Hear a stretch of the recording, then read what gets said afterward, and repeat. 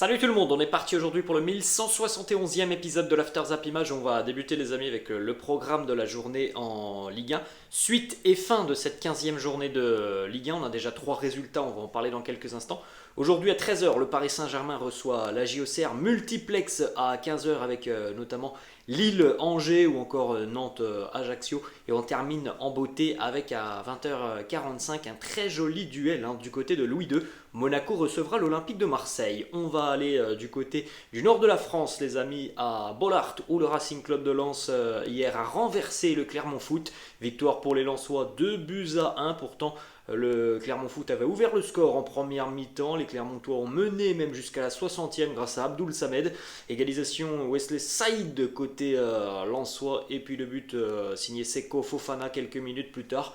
Regardez les statistiques, les amis, de cette rencontre dominée par le Racing, mais où les Lensois ont quand même manqué d'efficacité devant le but. 61 de possession, 61% de possession pour le Racing, 38 pour Clermont, 16 tirs à 5 et puis seulement 3 tirs cadrés à 2 pour Lens. Donc vous voyez bien où ça a pêché pour le Racing hier, c'est évidemment au niveau de la finition. Une petite information, Lens s'est imposé pour la 6e fois en Ligue 1 en 2022 après avoir encaissé le premier but d'un match. C'est plus que toute autre équipe de l'élite sur la période. Les nordistes ont glané 21 points dans ce cas de figure cette année. Là aussi, c'est plus que toute autre équipe de Ligue 1. Cette équipe lensoise, elle a énormément de ressources. Et encore une fois, elle a signé une nouvelle victoire à domicile. Imprenable, les Lensois cette saison à domicile. C'est 100% de victoire.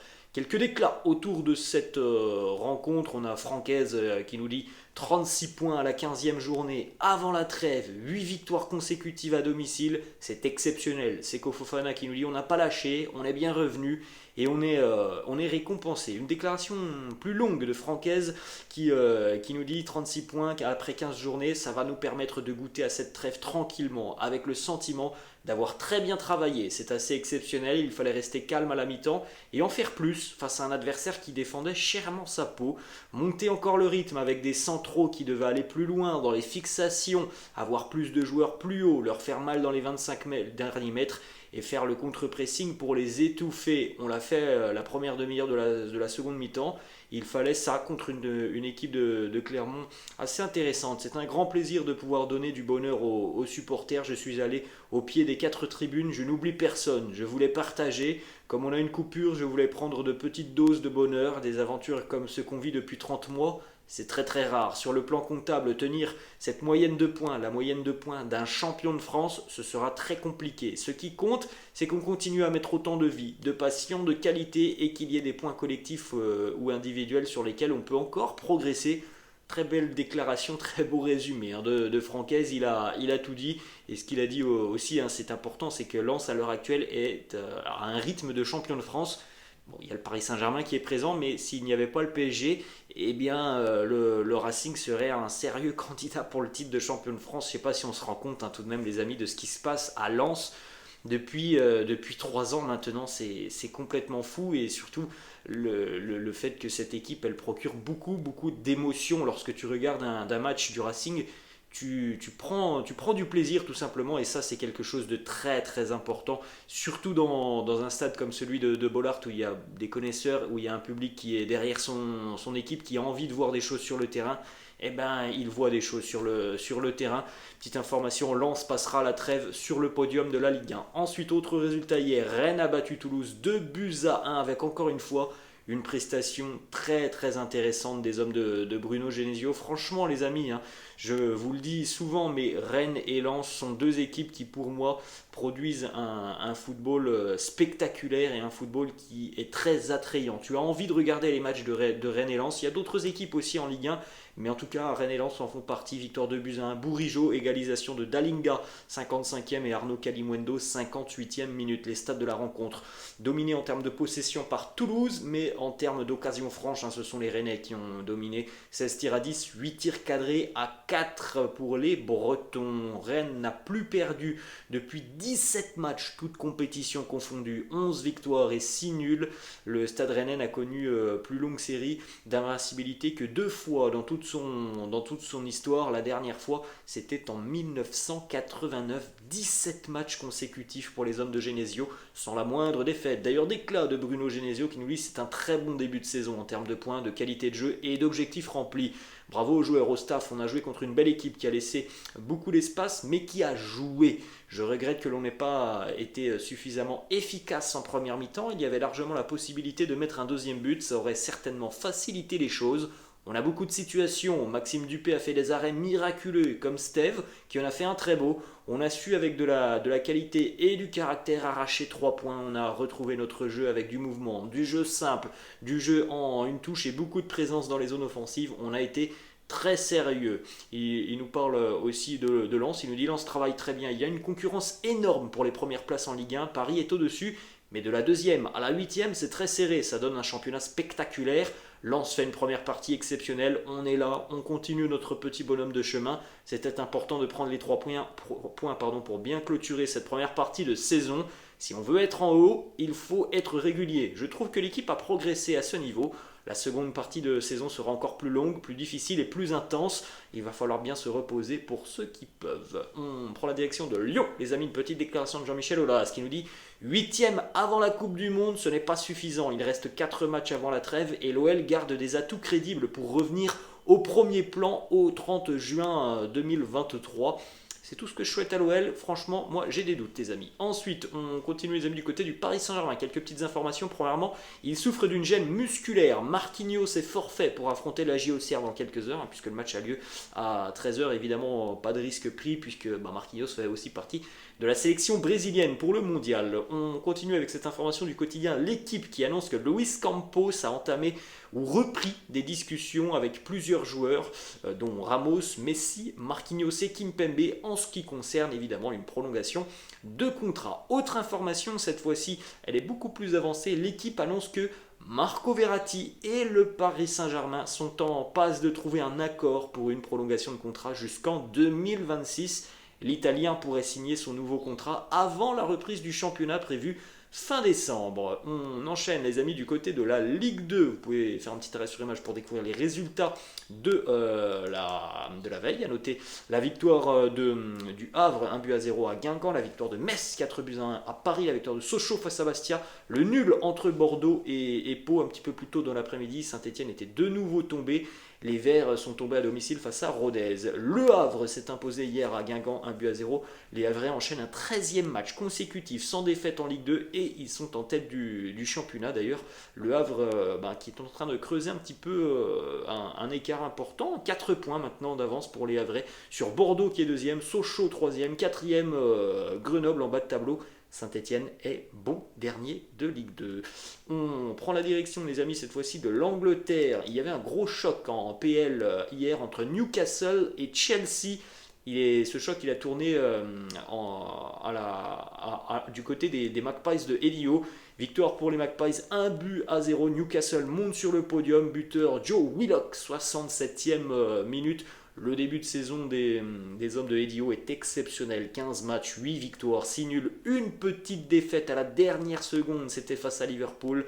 Les Magpies sont 3e du championnat.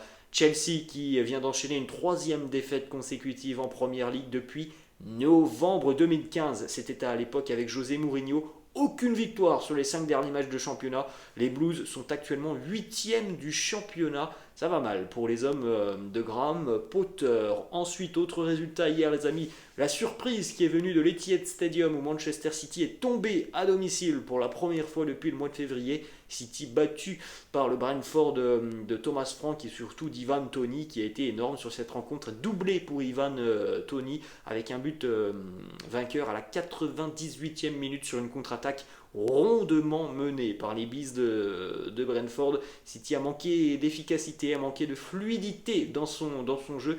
Magnifique but tout de même de Phil Foden dans le temps additionnel de la première mi-temps. La déclat de Pep Guardiola qui nous dit la meilleure équipe, elle a gagné aujourd'hui. Nous étions lents dans la construction. Nous n'avons pas réussi à tenir Tony et les longs ballons de David Raya. On continue aussi les amis avec un autre résultat assez fou hier du côté du Tottenham Hotspur Stadium. Les Spurs s'imposent 4-3 face à Leeds. Kane, Davis, doublé de Bentancur pour Tottenham. Encore un but pour Crescencio Somerville du côté de Leeds. Doublé aussi pour Rodrigo côté Leeds.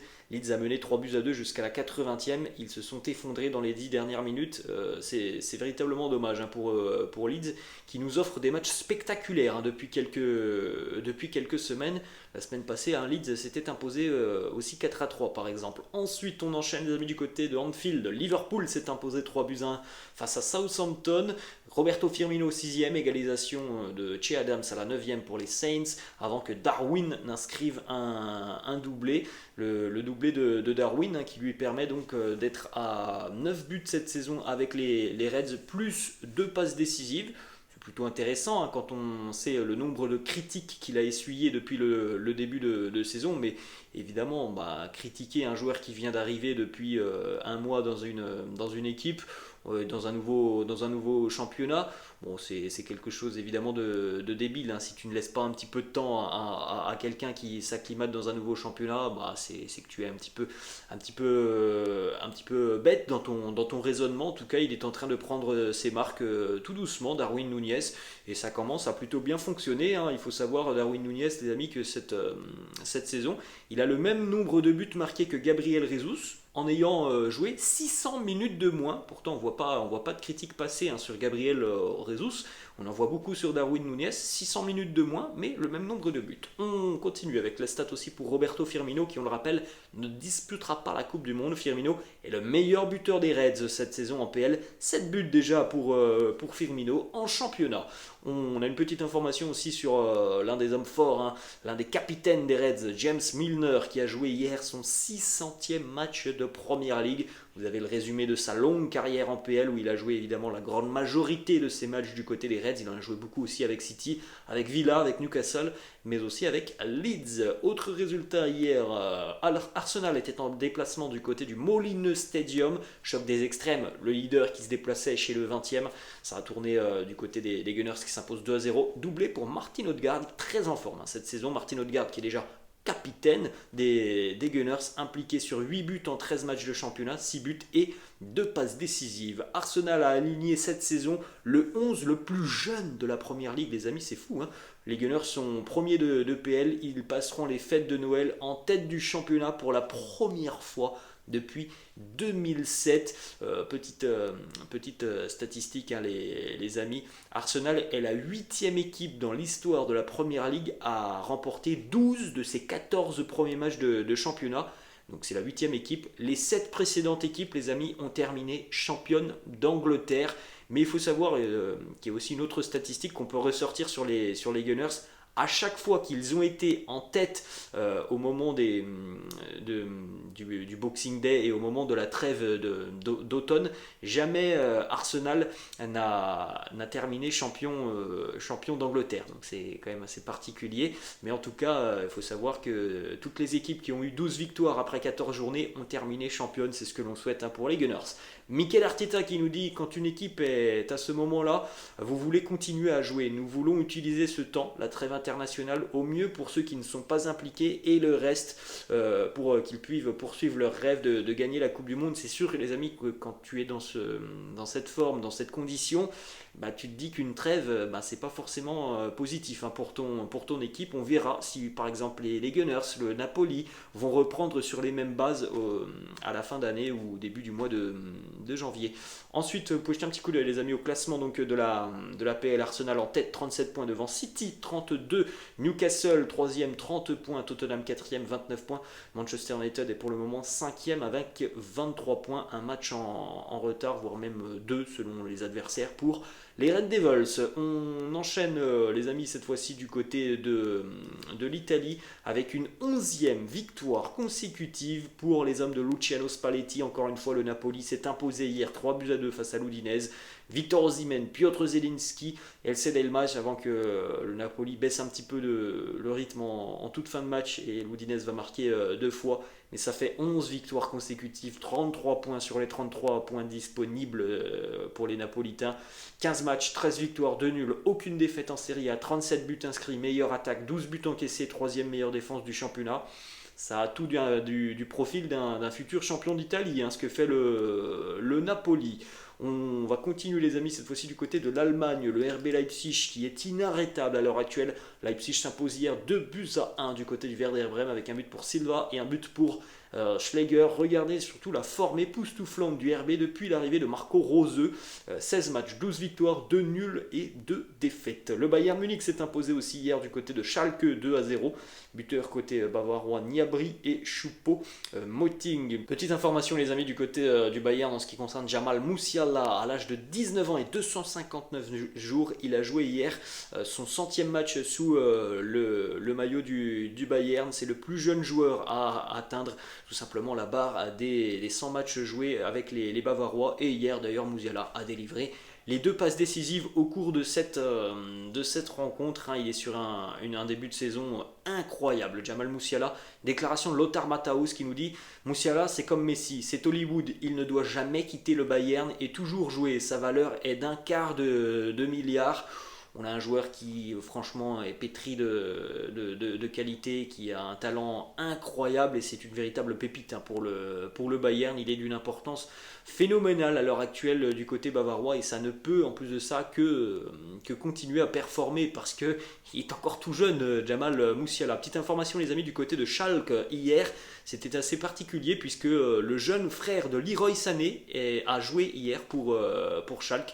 Vous avez cette petite image, première titularisation pour lui. On lui souhaite évidemment une trajectoire de carrière similaire à celle de son frère Leroy. Et on termine les amis avec une petite déclat de Neymar avant la Coupe du Monde dans une semaine jour pour jour les amis. La Coupe du Monde est le premier match d'ouverture entre le Qatar et l'Équateur. Neymar qui nous dit « Je ne peux pas garantir que je jouerai une autre Coupe du Monde. Honnêtement, je ne sais pas. C'est pour ça que je vais disputer cette Coupe du Monde comme si c'était la dernière. » Voilà les amis, la fin de cette vidéo. J'espère que ça vous a plu. N'hésitez pas comme d'habitude à lâcher un petit pouce bleu. N'hésitez pas non plus à vous abonner à la chaîne. Je vous laisse. Je vous dis à la prochaine. Ciao.